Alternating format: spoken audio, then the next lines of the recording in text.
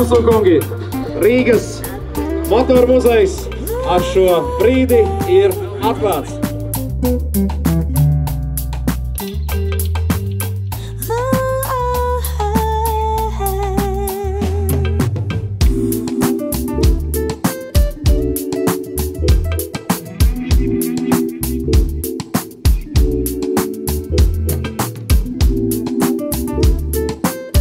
Tā nav tikai ekspozīcija. Tā nav vienkārši automobīļa izstāde. Tas ir daļēji pat kaut kas līdzīgs kinoteātrim vai milzīgai datorspēlei.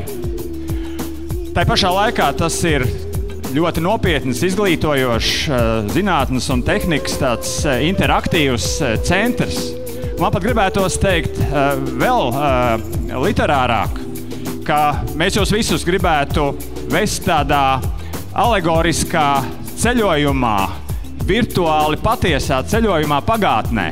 Gribu pateikt, ka šī ir tā vieta, kur visi var satikties. Un satikties ne tikai autoentuziasti, restaurātori, automīlētāji, bet šis ir arī, kā jau minējām, zinātnes centrs.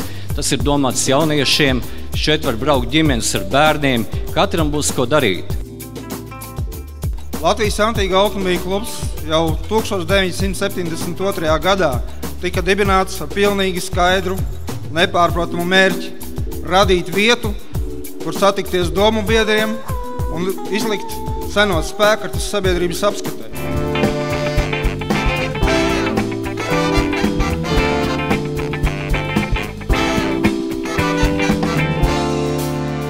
Šodien mēs patiešām gribam parādīt kaut ko jaunu un kaut ko ļoti nozīmīgu Latvijas vēsturē.